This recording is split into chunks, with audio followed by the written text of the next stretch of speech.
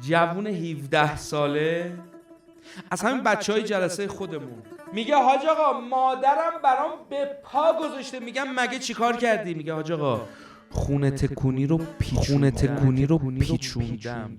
من یه جمله به پدر و مادرها بگم، به پسر و دخترها رحم کنید. این شب عیدی اینا گناه دارن، نکشیدشون به کار. خونه تکونی برا من و توی جوون سمه. سال پیش با همین آقا عبدالرضای خودمون 13 به در رفتیم سبزه گره بزنیم لب جوب. دیدم یه پیرمردی مچاله افتاده، هممون گریمون گرفت. پیرمرده صدای زارزار ما رو که شنید یهو از خواب پرید، گفت حاج آقا امروز چندمه؟ گفتم امروز 13 به دره. بلند شد پیرمرد 80-90 ساله روی پاداش برای ما میرقصید. گفتم چی شد؟ از رفقا پیگیر شدم. همین امین آقای ما گفت حاج آقا این پیرمرده از 28 اسفند کنار همین جوب سنگر گرفته، خونه تکونی نکنه، ازش کار نکشن. به پیرمردای خودمون رحم کنیم. به پیرمردای خودتون رحم کنید. فقط این شب عیدی، فقط این اسفند ماه با این زبون بسته ها مهربون نشید. الان عبدالرضا کجاست؟ الان سید حمید کجاست؟ من میدونم اینا کجان. اینا الان دارن فرشای خونه ها رو لول میبرن لول میارن. این بچه ها رو الان پدر و مادرها خوابوندن توی وایتکس. از بچه هاشون دارن به عنوان لیف استفاده میکنن توی خونه تکونی.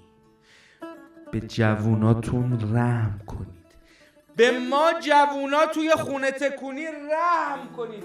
اگر به ما رحم نکنید بهتون رحم نمیشه. خونواده 7 نفره سال گذشته دم عید 8 نفر بود، یکیشونو دادن لای قالیا رفت. با همین عبدالرضای خودمون پارسال داشتیم میرفتیم یه سفری از مرز خارج شیم.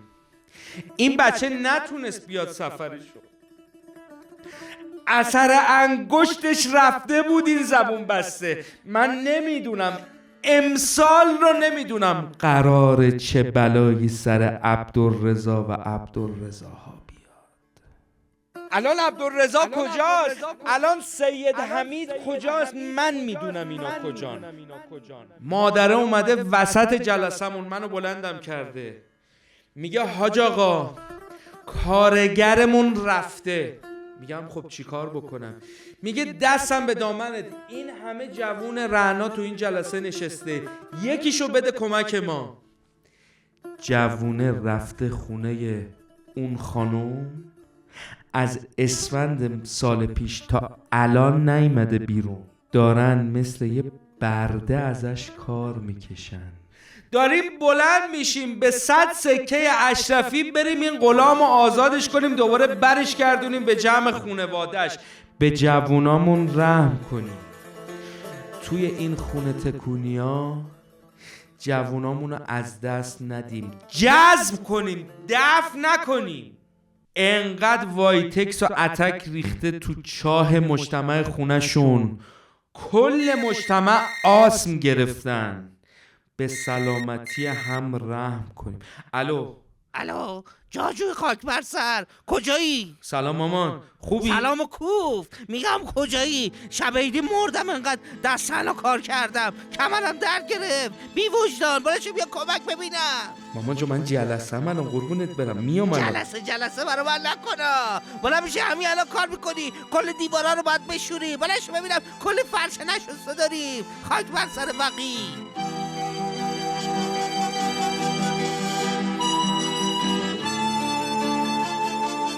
رفقا این شب عیدی همدیگر رو حلال کن،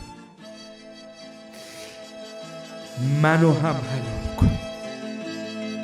بوی عیدی، بوی توپ، بوی کاغذ رنگی، بوی تنده گاهی دودی وسط سفره نو، بوی یاسم جانماز ترمه مادر بزرگ،